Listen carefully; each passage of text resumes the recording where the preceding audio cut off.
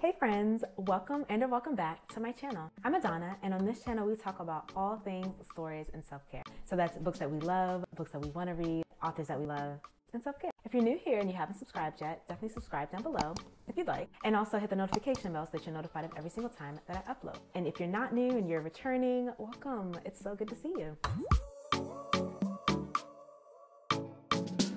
Today I wanted to talk about a book that I recently read, Behold the Dreamers by Mbolo Mbiu. I'm going to cover a synopsis of the book, review the book cover art, talk about some key themes, talk about my favorite character, and talk about what I rated it. If you're interested in that, stay tuned. A quick synopsis of this book. Jende Jonga, a Cameroonian immigrant living in Harlem, has come to the United States to provide a better life for himself, his wife Neni, and their 6-year-old son. In the fall of 2007, Jende can hardly believe his luck when he lands a job as a chauffeur for Clark Edwards, a senior executive at Lehman Brothers. Clark demands punctuality, discretion, and loyalty, and Jende is eager to please. Clark's wife, Cindy, even offers Neni temporary work at the Edwards' summer home in the Hamptons. With these opportunities, Jende and Neni can at last gain a foothold in America and imagine a brighter future. However, the world of great power and privilege conceals troubling secrets, and soon, Jende and Neni notice cracks in their employer's facade. When their financial world is rocked by the collapse of Lehman Brothers, the Jongas are desperate to keep Jende's job, even as their marriage threatens to fall apart. As all 4 lives are dramatically upended, Jende and Neni are forced to make an impossible choice. When I read this synopsis, I was really excited to read it. One, because I am a child of an immigrant, and in some ways I can resonate with the story. I can really truly understand what Jende and what Neni were going through.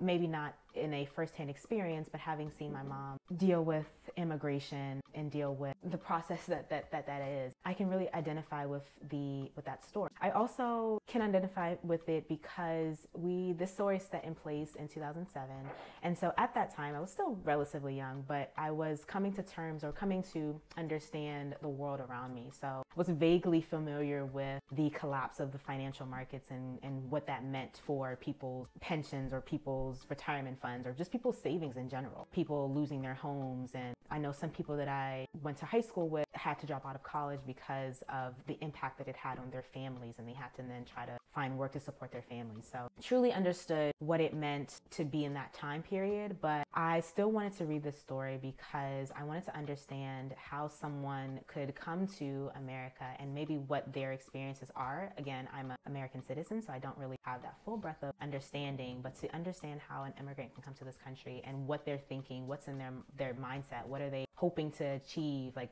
do they see America as this great country, and how do they navigate some of the pitfalls that come with living in this country. There are some great opportunities that are provided for people, but there's also some things that you have to sometimes go through. And so I wanted to understand that mindset and what someone would actually be thinking and feeling as they're dealing with not only American immigration, but also the collapse of the American financial system. So in terms of a book cover, this book is beautiful. Actually, this is a copy from my library. I believe I've talked about this, where a lot of times I get my books from my library just because I have a small apartment, so I can't hold a huge amount of books. I would love to. Those are like homeowner dream goals. But so yeah, I rent them from my library. So this one is a little bit of a worn copy, but it's beautiful nonetheless. I love the tones in the book. The fact that you have some reds and blues, and you have some reds and brown. I don't know, it kind of feels like it's like mixing African print, I guess, and America. But I believe these look like little toy blocks of like cars, like that's like New York City. I don't know. So I like the cover. It just gives me fall vibes, so I'm really excited to have read it in the fall. The story more so was what drew me in, but the cover isn't bad. I like it. So some of the key themes that we are discussing in this book are quite a few. So we're talking about obviously immigration. We're talking about, in a sense, patriarchy, the way in which Jende and Neni's relationship, based on his upbringing in Cameroon, he is the man, and so he is the one that makes the decisions for the family. And Neni has different thoughts or opinions about how they should go about doing certain things, and he's kind of like, nope, it's my way. We're talking about obviously privilege. Privilege is a huge theme within this particular book. We're seeing and following Clark and his family, him being and working at Lehman Brothers. We see how he's able to move relatively unscathed through this financial crisis. He's able to quickly, move on to another bank and eventually move to another city and doesn't have any financial troubles. Whereas Jende, when he loses his job as being a chauffeur because of events that happen in the story, he's completely like rocked, and he comes to a point where he has to actually say, I am working so hard to stay in this country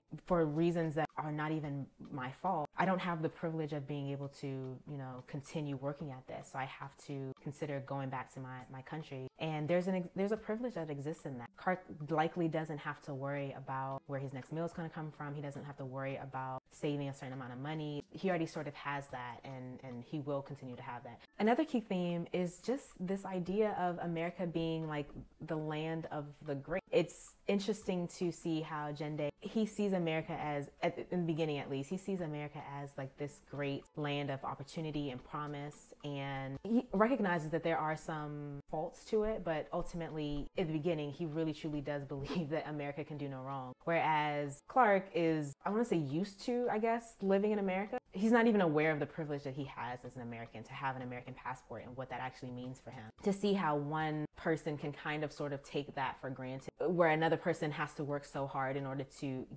achieve that same thing. It just, again, speaks to that privilege and speaks to the differences in those two families. In terms of a favorite character, I'm not going to choose my protagonist as my favorite character for once. I really liked Neni. I imagine that if I were married, I would be very similar to her in that she is very fiery, she's very opinionated, and she doesn't honestly mince her words or mince how she feels. I resonated with how she fought for her family. When you compare Neni versus Clark's wife, Cindy, she just basically lived for her family. I just didn't really care for her character, versus Neni was like the complete opposite of her, and that she was, I'm going to do what I need to do. I'm going to work as many jobs I need to work. I'm going to be a pharmacist. She was the embodiment of, I am enough. I am going to do this.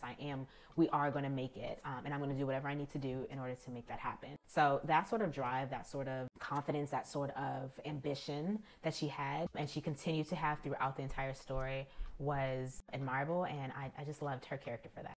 So in terms of a rating, I quite enjoyed this book. It wasn't one of my favorites, but I think it was well written and I enjoyed it. I will say that the book took a while to really get into it. I probably was not fully immersed into it, or I didn't feel like it really picked up until maybe 45% of the way in. So it was quite a bit slow start, but once it actually, got to about that 45% mark, it really did pick up and we kind of saw a little bit more movement. So all in all, I think it was a great read. I rated it a 3 out of 5 stars. It wasn't terrible, but it wasn't one of the best books that I've read so far, and definitely not one of the best that I've read this year. But I still quite enjoyed it, and it was a little like palate cleanser. Helped me to kind of clear my mind from the previous books that I've been reading, so that I can dive into some of the science fiction and thrillers that I'm really excited to get to. So all in all, I rated it 3 out of 5 stars and enjoyed it. All right, so that is it. That is my review of Behold the Dreamers by Mbolo Mbue. Have you read this book? I know this one is a little bit older. This one was published in 2017. So maybe